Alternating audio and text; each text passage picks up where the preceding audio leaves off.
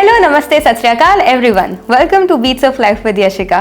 धड़कन जिंदगी की पहला एपिसोड है, पहला पड़ाव है, पहला दिन है। लाई हूँ मैं आप सबके लिए कई सारी कही अनकही कहानियों का एक पिटारा जो आप सबका कल, आज और कल लिखेगा। इसी के साथ let's welcome our first guest, major general doctor Yash More sir, according to whom his second innings will be our first innings. Thank you very much, Yashika. Yes, you said it right. My second innings is for your first innings to the young people of India. Sir आपकी welcome में, आपकी शान में, army की शान में, India की शान में हमने एक कविता लिखी है जो मैं सभी दर्शकों को पढ़कर सुनाना चाहूंगी। इंडिया की जान है आर्मी, इंडिया की शान है आर्मी। खुद को गर्व से इंडियन कहने की एक सबसे बड़ी और अटूट वजह है आर्मी। हमारी सुकून वाली नींद है आर्मी, दिन रात बॉर्डर पर रहकर देश की रक्षा करती है army. You do not need an introduction sir, your life and aura says it all. Welcome to the show. Thank you so much, Yashika. Proud to launch your show as your first guest, and I wish you a great innings ahead. And I wish you become a rage in the country, and your talk show keeps growing, and your channel keeps growing. My best wishes are with you. Thank you. Thank you so much, sir. That means a lot. And your being here, your being present in my show is already a very big honor to me because launch मेरे लिए एक ऐसा दिन है जहाँ पे मैं अपनी इंस्पिरेशन को इनवाइट करना चाहती थी। Being from an army background, मेरे नाना जी हमेशा से मेरी इंस्पिरेशन रहे हैं। And from the paternal background also I have someone very special who was in the army. So उस सेंस में अगर मैं देखूं तो मेरे लिए बहुत बड़ी बात है कि मैं इंडियन आर्मी के साथ, इंडियन आर्मी में एक ऐसे इंसान जिनकी एक पूरी लाइफ हमारे सामने खुली किताब की तरह है, उनके साथ अगर मैं ये शो शुरू कर पाऊँ तो मेरे लिए ऑलरेडी बहुत बड़ी बात होगी। Because I've seen my Nanu work day in and day out, his schedule, Nani managing that schedule, managing children at home, managing their each and every need while shifting constantly to places. So yeah, it's a great pleasure to have you on board, sir. Same here. Thank you. Thank you so much sir. And without further ado, audience को ज़्यादा wait ना कराते हुए चलिए show का पहला question आप पर डायरेक्टली पुट अप करते हैं। I am ready. Right, so what was your inspiration to join the army? एक सबके लिए पहली किक होती है जो उनको बताती है कि उनको करियर में आगे करना क्या है, because we do a lot of things in the beginning. See सबसे बड़ी इंस्पिरेशन तो मेरे फादर थे आर्मी ज्वाइन करने के लिए, एंड दैट इज़ वाई जब मैं छोटा बच्चा था, तकरीबन 10 साल का था, तो उन्होंने मुझे मिलिट्री स्कूल में एडमिट किया था, Rashtriya military school Bangalore. So I left home when I was 10 year old to join this school, जहाँ पर कि इट्स अ कैडेट कॉलेज, जहाँ पर बच्चे जनरली JCOs OR के बच्चे जाते हैं जिनको कि आगे जाके वो NDA या IM में पहुँचते हैं। So that was big inspiration. Then my school where I studied, very good school. I met a lot of military officers there, our seniors who went into the army. So kuch kaho, I think it was in my blood, and my dad wanted ki Yash must become an officer. So I think that was a big inspiration for me. Right sir. तो sir ऐसा भी तो रहा होगा कि आप घर छोड़ के 10 इयर्स की एज में you went to a military school, you were staying away from the family over there. So did you feel the need, did you feel those emotions and pains in the beginning that you want to come back? Like did you ever felt homesick like me? Oh, many times. First, leaving your mother is traumatic at that age, ठीक है, and living a family, brother, sister. और तब ना आप ये सोचो याशिका, आज दुनिया बहुत छोटी हो गई है, इंटरनेट की वजह से, ट्रैवल की वजह से। उस ज़माने में हम लोग देहरादून में थे तब, फादर मेरे IMA में इंस्ट्रक्टर थे। देहरादून से बेंगलोर जाना इतना ही दूर था जितना यहाँ से आज लॉस एंजलिस जाना है या सिडनी जाना है या कहीं नॉर्थ अंटार्कटिका जाना है। इट वॉज वेरी फार, मतलब 3-4 दिन की ट्रेन जर्नी थी। और उस ज़माने में चिट्ठी भी 15 दिन में घर पहुँचती थी। Communication was negligible in the country. Telegram से खबर को अर्जेंट हो तो, so it was mentally away, physically away, and Bangalore being in south India culturally भी बहुत डिफरेंट था। सो पहले 1-2 साल तो बहुत घर को मिस किया, पेरेंट्स को बहुत मिस किया, बट स्लोली फिर सारे बच्चे हमारी एज के थे तो one got use to it, फिर मज़ा आने लग गया। उसके बाद तो छुट्टियों में हम वेट करते थे छुट्टी कब खत्म और वापस। I have heard that hosteliers enjoy a lot in their life. It was after initial 1 or 2 years. It was great fun, क्योंकि एक तो माँ बाप नहीं होते, कोई होमवर्क नहीं चेक करता है, कोई आपको टोकता नहीं है जो कि डे स्कॉलर्स की लाइफ में होता है। तो it was great fun, plus we had so much of time to play. तुम जब मर्जी खेलो, है ना, खेलने के लिए इतने ग्राउंड्स थे हमारे स्कूल में, सारी फैसिलिटीज़ थी, एक्स्ट्रा करिकुलर एक्टिविटीज़ के लिए बहुत स्कोप था. तो we had a wonderful childhood, I must say. We were free bird. I have heard military school में बहुत ज़्यादा डिसिप्लिन होता है. तो इज़ दैट ट्रू दैट बहुत ज़्यादा डिसिप्लिन था? लाइक यू वर सेइंग हम लोग खेलते भी थे, हम सारी मस्ती भी करते थे. So was it that way that you used to snatch those moments away from the wardens and everything? नहीं, डिसिप्लिन था बट इतना नहीं था. मतलब देयर वाज डिसिप्लिन की ड्रिल भी होती थी, टर्न आउट के लिए भी हमें खड़ा होना पड़ता था, मॉर्निंग मस्टर भी होती थी, ब्यूगल बजता था, मॉर्निंग पीटी होती थी. 6 o'clock we were in PT field. जब बाकी बच्चे सो रहे हैं रजाई में, हम पीटी फील्ड में होते थे. शाम को गेम्स होते थे. But in spite of all this we found plenty of time to play and plenty of time to bunk, watch movies in Bangalore, go and see cricket matches, hockey matches, tennis matches. तो काफ़ी हम निकाल लेते थे वो time. But हाँ, discipline था, और डिसिप्लिन ज़िंदगी में बहुत ज़रूरी है. Without that, really can't become a successful person if you don't have a discipline. So your life is indeed an inspiration, because मैं घर से दूर जाने के बारे में नहीं सोच सकती हूँ, being a single child, and you went to military school at the age of 10. 10 years. At the age of 10, my world revolved around parents that get me this, get me that. Though I am very disciplined, and I tell everyone that you need to be disciplined because I want to achieve something in life. And for that, I have adopted a discipline, but I cannot even think of doing what an army man does at the age of 10 only, going to a military school. No, even They girls are learn. doing it. Now even girls are admitted to military schools. First batch of girls is already there. Military schools, RIMC, सैनिक schools. And I think it's a mixed bag. घर रहना और घर से बाहर जाना. But घर से बाहर निकलना पड़ेगा to see life. Because ज़िंदगी घर के बाहर है. You have to be out of the box. तो ज़िंदगी के सही एक्सपीरियंसेस जो है ना मिलेंगे आपको. सारे बच्चों को मैं बार बार बोलता हूँ. और लड़कियाँ तो आपको पता है, जो मुझे फॉलो करती हैं, NDA भी जा रही हैं लड़कियाँ, OTA भी जा रही हैं, उनको तो मैं बोलता हूँ कि आप बाहर निकलो. And lot of girls are coming out. I go for solo trip, explore your country, otherwise you will never learn anything sitting at home. So you must get out whenever you get a chance, travel out. ठीक है. और you are now quite a responsible girl. I am sure you can take care. I totally agree with this, and that brings me to my very next question, because my first solo trip was recently to Jaisalmer, and that too in a border area. I visited the Longewala border post as well as the Indo-Pak border. So my question according to that is on the basis of what I experienced over there. Like, before going there, the entire notion of border has been too masculine in our mind. That whenever we think of border, we always say army man. We never associate it with women, that army women. So when I went there, I saw the life of those who were there admitted in BSF, who were living there in border areas. And as far as my growing up years I have been concerned, being from an army family, I have always seen my nanu being in total discipline. That ये चाहिए तो वो इसी समय पे होना चाहिए, उससे ज़्यादा exceed मत करो. So I have seen my nani manage the household. My nanu going out, working, exercising, doing everything till the time I lost him in 2015. So when I went to Jaisalmer, so over there what I experienced on the border was a totally different scenario. The notion and the stereotypes associated started to break off a little bit. So my question is that what are your views about army man and army woman, the notion of man and women at the border? It is changing very rapidly. I must admit it changed when I saw BSF में women, soldiers, because वो requirement भी थी, because to check smuggling, because men really can't search women. So I saw them in Punjab many years back when they started recruiting. फिर CRPF में मैंने देखा लड़कियाँ आनी शुरू हुई, जवान भी आई, असिस्टेंट कमांडेंट भी आई. आर्मी का एक्सपेरिमेंट थोड़ा डिफरेंट रहा है. आर्मी में initially women came only as officers in 1991-92, and women as soldiers is just about a very very small idea. Military police में 60-70 girls have been taken as soldiers. Navy and Air Force are experimenting now with women coming in the ranks. Army में भी अभी आएंगी.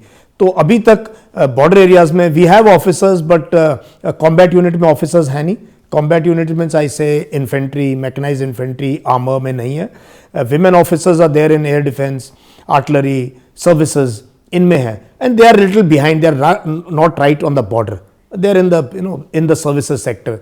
So it will take some time for us to think of an idea where women soldiers, women officers are living in bunkers. They are on the posts and there is firing going on. They are firing at the Pakistanis or Chinese, and there also. So इसमें भी वक्त है. I'm sure it is in progress. Let's wait and watch. And I have seen the world progressing a lot, and the army also progressing a lot with BSF, CRPF. That's what I experienced at the border area, and I have imagined women going on Everest, women reaching the moon. So I hope women will soon be living in bunkers, and we'll get news that the top army officer who was a woman did this. Right. It is happening. Yeah. Happening because अभी NDA जा रहे हैं girls, so these girls will be permanent commissioned. So first batch they're in their second term now. So 2.5, 3 years, 4 years down the line they will get commissioned as permanent officers. But the number is very small. अभी देखो for आधी आबादी हम कहते हैं, but we have only 19 girls who are out of 400 boy cadets, men cadets. So it will take long time. For the ratio to Really, improve. yeah. And that's a big achievement for us. Like this small achievement is a big achievement for us. At least women are there now. Absolutely. Absolutely. These are small steps, but big steps for the woman empowerment, and big steps for the nation also. And sir ये बहुत छोटा term होगा army wife पूछना, but the life of an army man's wife, उसके ऊपर आपके क्या views है? बिकॉज मैम भी है घर में, like I have seen my नानी रेज 6 किड्स विदाउट माई नानू. Like sometimes it used to be months, sometimes it used to be years, like almost 1 साल भी लग जाता था. तो आपका उस पर क्या व्यू पॉइंट है कि घर और नेशन कंट्री? ये क्योंकि हमारा सामाजिक ताना बाना ऐसा है, plus I think physiologically, biologically also 2 genders are made like that. Woman has to bear children, they make home, they have to take care of the children, and men go out there. Man is hunter and gatherer, he provides food for the family. That is how historically mankind has moved. In case of the army wives का बहुत important role है. In my life, if I say I become a general officer, इसमें जितना role मेरे mentors का या मेरे seniors का है, उससे कहीं ज़्यादा रोल मेरी वाइफ का है. Because the support she gives you, only then you can concentrate on your job. And I've spent time in high altitude, in Rashtriya Rifles, in Poonch Rajouri, many places away from home for months and months. In fact, both my boys, when they were born, I could not be with her because my exigencies of service were such कि मैं चाहकर भी मैं अपनी job को छोड़ के घर नहीं जा सकता था. So they have a very difficult task. Plus आपको हस्बैंड को मैनेज करना है, बच्चों को मैनेज करना है, कई बार अकेले रहना पड़ता है सेपरेट फैमिली क्वार्टर्स में. बच्चे अगर बीमार हो जाएं, सारा कुछ उनको करना पड़ता है, बच्चों को पढ़ाना पड़ता है. इसके अलावा एक बहुत इंपॉर्टेंट रोल है, वो है कि आपने अपने हस्बैंड के पेरेंट्स को और आपने अपने पेरेंट्स की देखभाल भी करनी है. That duty I think my wife did very well, taking care of my parents when they were old, when I was not at home. She was the one always taking my father, mother to hospital, always. मेरे को तो कई दिन के बाद पता चलता है, या कई बार मैं इतना बिजी होता था, मेरी कोई मीटिंग वगैरह, मैं कहता था यार तू ही ले जाए, मतलब मैंने अपॉइंटमेंट फिक्स कर दिया. So women are quite solid, quite strong army wives, and I think they play a major role in ensuring our soldiers who are on the borders are at peace and are Do their best for the nation. They are the home warriors for they are us. the home warriors, So it's like salute to that spirit of women. And तो फौजी की बीवी basically फौजन हुई, ये word मैंने कहीं सुना था, तो बट फौजी की बीवी फौजन हुई उस हिसाब से जो घर की सारी लड़ाई जो है वो लड़ रही हैं आपके पीछे से, like managing 2 homes, managing the children, managing there PTMs, managing the social gatherings and much more with a smile on their face. they do a tremendous job, and many of them teach also, and they उनका अपना career जो है वो बहुत secondary हो जाता है. Many of them so highly qualified, having permanent jobs, have to leave everything to take care of children and husband, because army में ये एक दुविधा है कि career women find it a little difficult here, because you have to leave your job and move around with the husband, and in far flung areas of the country, कई बार UN में चले गए posting, कहीं बाहर चले गए, तो manage, women do it very well. That's right. I've seen my nanny do that. So that's where this question came from कि मुझे ये पूछना ज़रूर है कि एग्जैक्टली ऐसा कैसे होता है और मतलब कैसे विमेन मैनेज करती हैं, बिकॉज आपके घर में देखो वुमेन, चिल्ड्रन, पेरेंट्स, तब वहाँ भी आपको और उनको दोनों को मिलके कुछ ना कुछ तो करना पड़ा होगा इस चीज़ के लिए. So moving towards my next question, आपका पहला बॉर्डर एक्सपीरियंस कैसा था? सी मेरा first chance I got when I got commission इन मेरठ. हमारी यूनिट पीस स्टेशन था मेरठ, बट 2 साल के अंदर अंदर हमारी यूनिट चलेगी Poonch Rajouri, and right on the border. Now we were on the line of control, जिसको हम कहते हैं no war no peace scenario रहता है. ना लड़ाई है ना शांति है, फायरिंग चलती रहती है, कुछ ना कुछ होता रहता है. एंड हमारी जो पोस्ट थी, we were eyeball to eyeball, मतलब लिटरली 10 गज 15 गज पे जो है पाकिस्तान के साथ बंकर्स हैं, एस्टेब्लिशमेंट्स हैं. And so that was we did 3 years there. एंड बहुत ज़बरदस्त एक्सपीरियंस था इनिशियली जब हम पहुँचे वहाँ. और कई बार तो हमारे बंकर से जो हमें दूसरे पोस्ट की भी रात को फायरिंग नज़र आती, जब ट्रेसर्स फायर होते थे और आवाज़ें आती थी, और फिर रिपोर्ट में हम सुनते थे किस पोस्ट पे कितना फायर हुआ है, क्यों फायर हुआ है वहाँ. और अगर हमारा कोई कैजुअल्टी हो तो बहुत दुख होता था. उनकी होती थी वो भी हमें पता चलता था कि पाकिस्तान के भी इतने सोल्जर्स मारे गए हैं या कैजुअल्टी हुए हैं. और उस टाइम पे जो है हमने जो इंसर्जेंसी कश्मीर में आज चल रही है, टेररिज्म जो चल रहा है, उसकी जो बेबी स्टेप्स थे, नेसेंट स्टेज मैंने 89-90 में देखा वहाँ पे होते हुए इस चीज़ को. सो that was those days I can never forget, very tough days. Road head से पोस्ट तक जाने के लिए भी आपको कई घंटों पैदल चलना पड़ता था, because you can't be open, because if enemy sees you you will get fired upon. कई पोस्ट ऐसी थी जहाँ सिर्फ रात को ही जा सकते थे, और रात को ही वापस आना है आपने, दिन में आप वहाँ जा नहीं सकते उनको मिलने के लिए. So because you are under observation all the time, the entire area is under observation of the enemy. So one has to be always alert, always cautious. So वहाँ या that was my first experience. There are many notions which say that men do not feel, but I believe that they do. तो इतने सारे bloodshed के बीच में आप लोग अपने feelings को बहुत ज़्यादा control में रखते होंगे. तो how does that line get maintained between emotions and the responsibility and the biggest duty that you have towards the country, towards the nation? Actually क्या होता है ना, I'll turn the question around. Country nation का वहाँ ज़्यादा ख्याल नहीं आता है. वहाँ ज़्यादा आपकी यूनिट, आपके जवान, आपकी प्लेटून, आपकी कंपनी, आपकी यूनिट और आपकी एरिया ऑफ रिस्पॉन्सिबिलिटी क्या है, ये यहाँ पे है. टीवी स्टूडियोज़ में ऐसी बातें होती हैं, बट वहाँ पे जो है यू आर जस्ट वरीड कि मेरी पोस्ट, ये मेरे जवान, ये मेरी रिस्पॉन्सिबिलिटी है. सो वहाँ से आपकी रिस्पॉन्सिबिलिटी स्टार्ट होती है बेस्ड ऑन योर रैंक. आप प्लेटून कमांडर हैं, कंपनी कमांडर हैं, कमांडिंग ऑफिसर हैं, तो ब्रिगेड कमांडर हैं, तो पूरा एरिया आपके नीचे है. So that is how we look at that place. जहाँ तक इमोशंस की बात होती है, देखो first time when we see a dead body और first time when you see a soldier dead, you it is कई दिन लगते हैं उसके थ्रू जीने में. बहुत ट्रॉमेटिक होता है, बहुत बुरा लगता है, बहुत अफसोस होता है. और पहली बार देखना, हम भी यंग ही थे, मतलब 23-24 साल की एज में, you to see all this, but then you get use to it. You get use to it, I should say hmm that becomes the new normal, that becomes the new normal.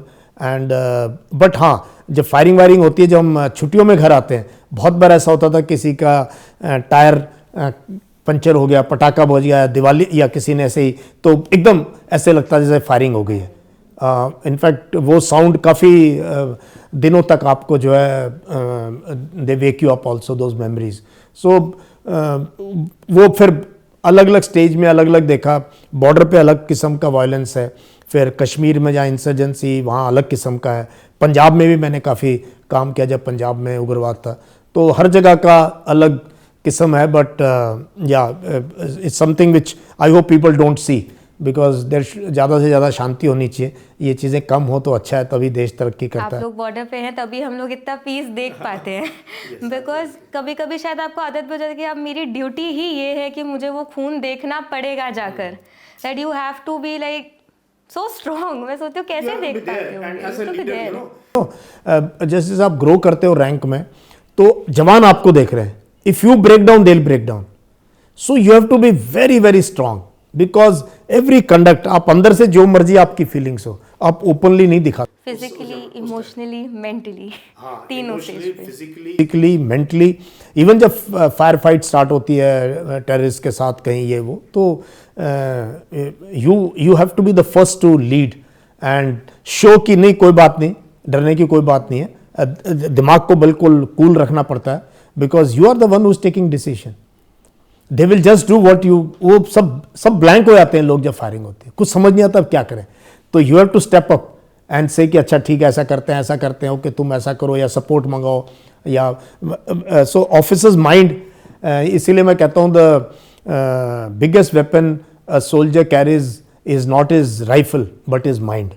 So mind has to be always alert, mind has to be always in the situation, only then you can take care of people around you. Moreover, leader पे depend करता है कि उनकी team कैसा perform करे। तो when you become a leader, when you get a position, मैंने लोगों को देखा है वो बहुत खुश होते हैं, we got power, but power comes with a responsibility and power comes with a lot of pain because nobody knows how much your back is hurting, how much your mind is hurting उस time पे।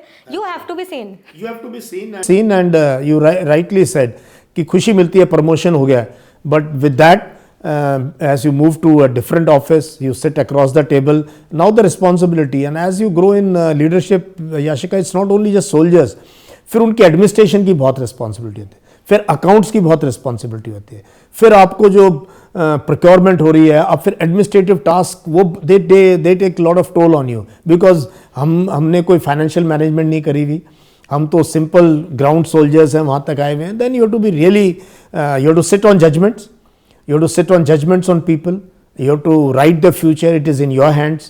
So then a lot of other things come as you grow in service. You learn, army trains you also, but a lot of it is your own ethos, your own value system, जो आपने घर से सीखा होता है value system अब काम आता है। Let's keep coming, but you have to deal with it.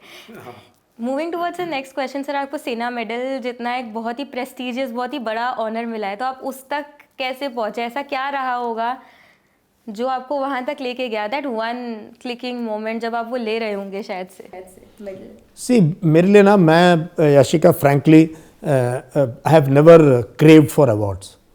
ये मेरी बहुत दिल के करीब ये धारणा है।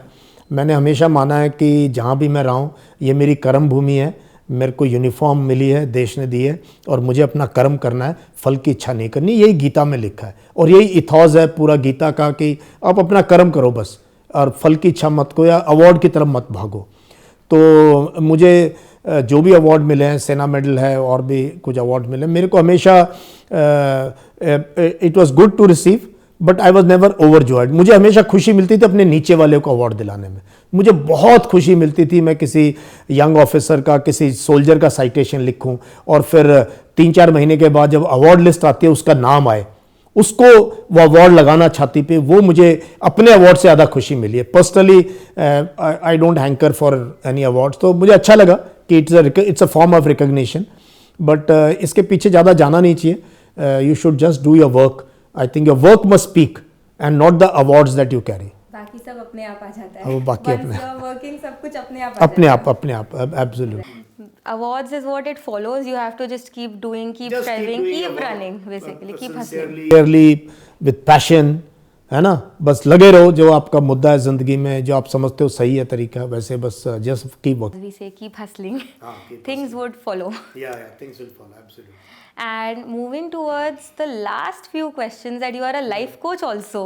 तो youngsters के लिए life advice अगर आपके पास कोई हो, because this is a show that I created with the motive कि मैं लोगों की कहानियाँ ऑलरेडी लिखी हुई कहानियों से लिखवाना चाहती हूँ, कि उनको कुछ ऐसा, कि कुछ ऐसी एडवाइस जो आप देना चाहेंगे अपने तरफ से। देखो, मेरा तो YouTube चैनल में 500 से ऊपर वीडियो हैं और मैंने हज़ारों टॉक दे दिए हैं।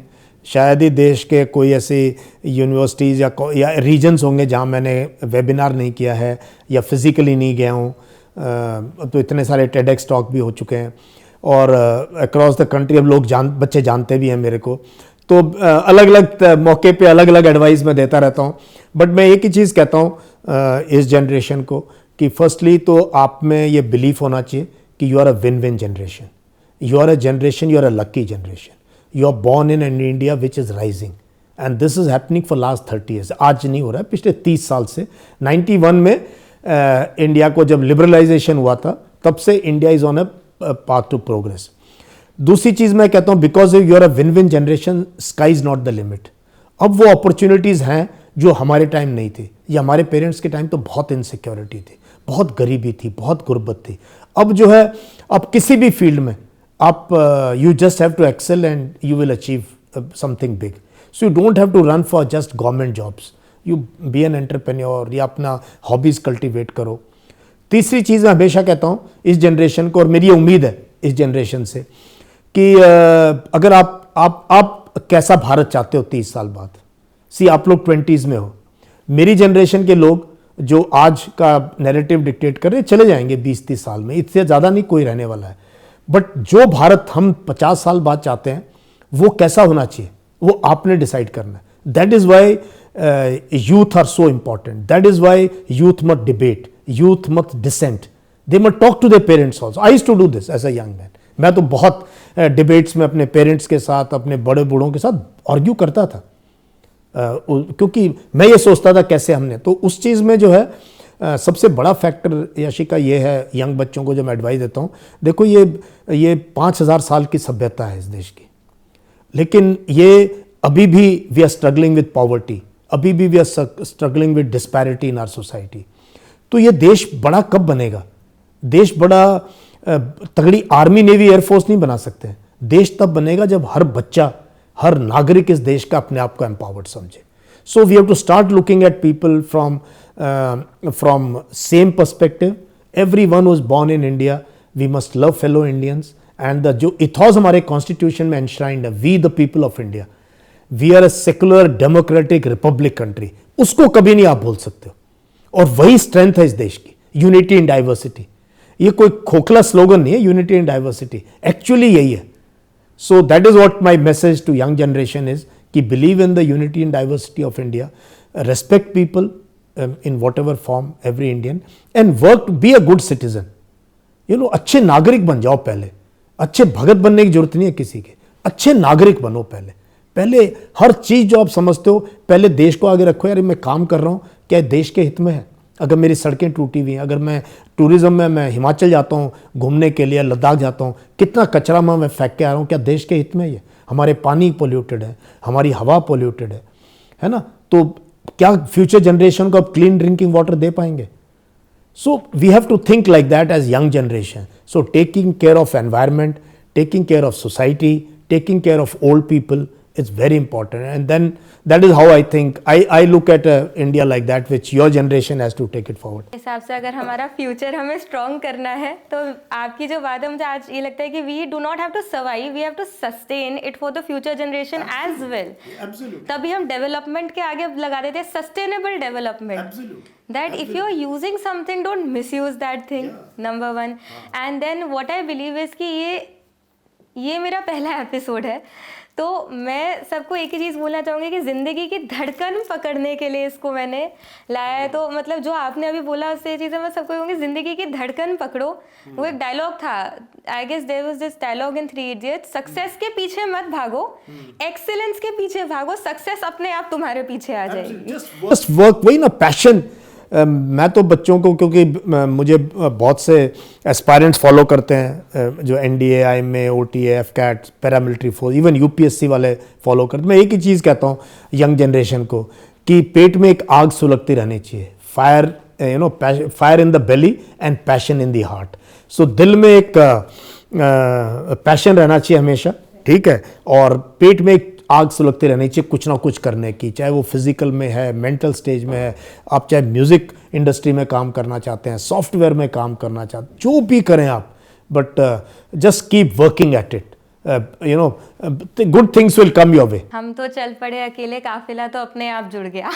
Basically we have to start, if we will, मतलब it's a journey from nowhere to somewhere, nowhere to nowhere करेंगे तो उससे कुछ हो नहीं पाएगा। मुझे लगता है कि धड़कनें पकड़ो, कहानियाँ लेके आना चाहती हूँ मैं लोगों के सामने, कि कहानी मैं लेके आऊँगी, अपनी कहानी आपने उससे बनानी है। मेरे हिसाब से कहानियाँ होनी चाहिए हमेशा लोगों की। मतलब ये ज़िंदगी के एक्सपीरियंसेस हैं, क्योंकि हम लोगों को कोई चीज़ जो है विरासत में नहीं मिली है, हमने सब ने मेहनत करके, कुछ माँ बाप का आशीर्वाद है, उनकी गाइडेंस है, फिर किस टाइप के को एटमॉस्फेयर को आपने यूज़ किया, आपका environment, and then your own passion. You know, it's a combination of all this. In fact पूरी टीम लगती है एक पर्सन को सक्सेसफुल बनाने, जिसमें पेरेंट्स तो हैं ही हैं, आपके टीचर्स, आपके friends, then your partner, spouse, आपके बच्चे, they all, the society in large helps you to grow. और एक बहुत साल पहले जब मैं स्कूल में था, एक पिक्चर आई थी विनोद खन्ना की इम्तिहान, उसका गाना बहुत इंस्पायरिंग है. वो कहता है नहीं के मिलेंगे साये बहार के, ओ राही ओ राही. तो राही हैं आप सब, अपने रास्ता ढूंढ रहे हो, तो रुकना नहीं है, चलते ही रहना है. कांटे मिलेंगे बहुत, बहुत पत्थरीला इलाका है, ये मैराथन रेस है जिंदगी की, रुकना नहीं है. रुक गए फिर you know it's difficult to move it. Never stop, keep walking, Never stop. Just keep walking. keep walking, keep you YouTube, Instagram, writing, books. को ये कहती हूँ, कल, आज और कल सब कुछ आप पर ही निर्भर करता है. अपनी जनरेशन आपकी अलग है, बट अपनी प्रीवियस जनरेशन को बिना छोड़े, उनका हाथ पकड़ के, आगे आने वाली जनरेशन का हाथ पकड़ के, सबको साथ में लेके चलो. ग्रोथ भी अकेले नहीं होनी चाहिए. I believe in a growth which comes with people around you. उनको साथ लेके ऊपर चलते हैं ना, अकेले क्यों जाना है. अकेले चलना शुरू करो, पीछे पीछे सब आपके साथ जुड़ते जाएंगे एंड विल ग्रो टुगेदर. सब जब आगे जाएंगे, ये नहीं होता कि ये 10% आगे चले जाएं और बाकी पीछे रह जाएं, देश नहीं जा सकता. तो nation building is a big term after all. एक big एवरीवन कंट्रीब्यूट. हमें शुरू करना पड़ेगा कहीं से. मैंने ग्राउंड पे बहुत काम किया है. मुझे लगता है मैं जब बच्चों से मिलती थी ना, जब I guess when I was working for education, when I met children ना, वो कहते थे दीदी कुकिंग करनी है. I was like okay, cooking करनी है तो cooking is now a very vague term. उसको एक विजन देना पड़ेगा कि बेटा everything begins at home. If cleanliness can begin at home, तो cooking can also begin at home. कम रिसोर्सेज से बनाना तो शुरू करते हैं कुछ. तो मतलब जब मैं समझाती थी ना सबको चीज़ें स्क्रैच से, मुझे लगता था कि कितने लोग कितना कुछ करना चाहते हैं, उनका हाथ पकड़ने के लिए कोई है ही नहीं. तो that hand holding was a term that I worked on उस टाइम पे. ये hand holding, efficient hand holding, उनको बता सकूं मैं कुछ. मेरे साथ जुड़े हुए हैं अन अकेडमी पे, या अभी मैं जो अपना यशमोर अकेडमी पे क्लासेस लेता हूँ, मैं यही टर्म यूज़ करता हूँ, हैंड होल्डिंग फॉर लाइफ. मैंने कहा I am your mentor for life. आप चाहे एक महीने के लिए मेरे पास SSB गाइडेंस कोर्स कर रहे हैं, BOAC कोर्स या कम्युनिकेशन कोर्स कर रहे हैं, but now you are part of me for life. आप जब 10 साल बाद भी आप मुझे व्हाट्सएप मैसेज करोगे, फ़ोन करोगे, मैं उठाऊंगा और पूछूंगा आप क्या कर रहे हो. And then if you want my help I will always be there. So this is the kind of ecosystem we need to create. मैंने मेंटर्स को जब सिखाया था ना कि मेंटोरिंग कैसे करते हैं, तो मैंने उन्हें पहली चीज़ बोली थी कि ये मत सोचना तुम फ्री ऑफ कॉस्ट कुछ काम कर रहे हो किसी के लिए. ये सोचना कि 5 साल बाद जब वो बच्चा वापस फ़ोन करेगा ना, भैया मैं ग्रेजुएट हो गया, आप मेरे पहले टीचर थे जिसने मुझे बताया था कि कॉलेज का फॉर्म कैसे फिल करते हैं. तब you will be so proud कि हमने मिलके फॉर्म भरा था and that person is now BSc in maths और मे बी इन एनीथिंग. उन्होंने कोई भी किया है, BA ऑनर्स इन इंग्लिश करके वो आपके सामने खड़े हैं, या वो आर्ट्स में एक्सेल कर गए, या वो एंटरप्रेन्योरशिप करके चले गए. You will be so proud. तब मुझे ये लगा. फर्स्ट टर्म हुआ लड़कियों का, उसमें 3 लड़कियां थी जो मैंने मेंटोर किया जिनको, और मैं ये देख रहा हूँ 30 साल बाद उनमें से कोई एक लड़की लेफ्टिनेंट जनरल हो सकती है. मतलब we could have a woman core commander out of this batch, we may have. And then at that stage my feeling imagine करो, बिकॉज मैं तो नहीं भूलूंगा ना वो भूलेंगे, बट जस्ट टू इमेजिन कि आपने जो पौधा लगाया था वो आगे जाके मतलब, एंड देन ऑफ कोर्स जो इस सिस्टम से जो जाएंगे बच्चे वो भी उसी तरीके से होंगे, वो भी आगे मेंटोर करेंगे नेक्स्ट जनरेशन. मुझे ये लगता था उस टाइम पे कि मैं कुछ कर रही हूँ. मतलब इट वाज कोविड टाइम जब ये चीज़ शुरू हुई थी, जब मैंने ये बातें फ़ोन पे बच्चों से करनी शुरू करी थी, तो आई थॉट कि फर्स्ट जनरेशन लर्नर से लेके उस बच्चे तक को गाइड किया है जो पब्लिक स्कूल से पढ़ के निकला होगा मेरी तरह. So I was like okay, my knowledge can help someone, तो वाई नॉट. नॉलेज है, ज्ञान है, बांटने से बढ़ेगा. So okay, so not taking it any further. नहीं तो उन्हें लगेगा कि हम लोग शायद सिर्फ जर्नी करें. तो सर एक लास्ट क्वेश्चन जो शायद सबको जानना होगा, सर आपका फिटनेस मंत्रा क्या है? Because you are also fitness enthusiast. आपका फिटनेस मंत्रा क्या है? Because you look young and charming. Thank you, you made my day. कल 19 थी, संडे को मैं हमेशा बच्चों को बोलता हूँ कि any time anywhere fitness. अगर सुबह नहीं उठ पाए किसी कारण से, आप बहुत सुस्ती में हो, दोपहर को दौड़ने चले जाओ। और ये देश की गर्मी क्या कोई फर्क नहीं पड़ता, नहीं सर दोपहर को थोड़ी दौड़ते हैं। मैंने कहा कुछ लोग कहेंगे बेवकूफ़ है, दौड़ो, रात को दौड़ो, मिडनाइट में चले जाओ भागने दौड़ने। ये तो मैं एक तो एनी टाइम एनीवेयर फिटनेस में खुद बात करता हूँ इस चीज़ की और अमल करता हूँ अपनी ज़िंदगी में। दूसरा ये मैं कहता हूँ Sundays and holidays must be the longest day of the week, कि संडे के दिन सोने के लिए नहीं है, वो मंडे को सो जाओ, क्लास में सो जाओ, ऑफिस में सो जाओ, काम मत करना, कोई प्रॉब्लम नहीं। संडे का दिन उसमें अपनी हॉबीज़ कल्टीवेट करनी है, अपना फिटनेस का टाइम है। तो आप सोचो कि संडे के दिन मैं जनरली 5 बजे उठ जाता हूँ, बाकी दिन 7-8 बजे उठता हूँ, संडे को 5 बजे उठता हूँ, जिससे कि 6 बजे मैं अपनी साइकिल पे बैठ सकूँ और मैं 50 किलोमीटर, कभी 60 किलोमीटर, कभी 40 किलोमीटर जाता हूँ। मुझे बहुत अच्छा लगता है। यंग साइकिलिस्ट है हमारे साथ, उनके साथ जो है उनके साथ कॉम्पीट करते हैं। And then you get time, फिर योगा कर लो आप, कोई स्पोर्ट्स खेल लो आप। तो एक साइड तो ये है। दूसरी साइड क्या है, मैं बच्चों को ये डाइट के बारे में ना मैंने लोगों को फिटनेस पे बात की। It's very important to know कि आप कंज्यूम क्या कर रहे हो। तो एक चीज़, अगर आप फिटनेस में नहीं है ध्यान और आपका खाने में भी कोई ध्यान नहीं है, फिर आप जो है आपकी ज़िंदगी आगे जो है बहुत मुश्किल होने वाली है, because you'll be overweight, you'll have problems.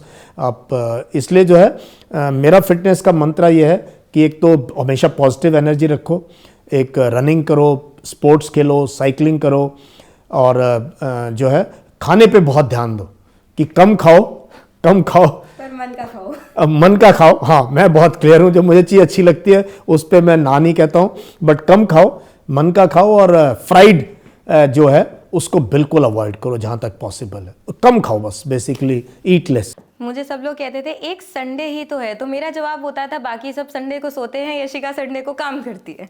तो I was like I love to work on Sundays. What's the wrong part about working on Sundays? I thought Monday to Saturday I have a very monotonous life, waking up early, going to college, coming back, teaching students, then again doing some other work which I do for voluntary work that I'm indulged in, then again doing some work, then again doing some work, sleeping late, waking up early. So I was like, it's very monotonous. So I love to wake up early on Sunday and do whatever I want to do. दूसरा क्या है, मैं तो ज़्यादा धार्मिक वाला इंसान नहीं हूँ। I believe in work is worship but worship is not work. मैं तो हमेशा ये कहता हूँ। तो मेरा जो मेडिटेशन क्या है, I don't meditate, my meditation is on the cycle, my meditation is long walks, my meditation is trekking, because then you are free, fresh air and fresh ideas. तो जो आपके मन में उथल पुथल चल रही है वो सब का सब सॉर्ट आउट हो जाता है when you are out in the nature.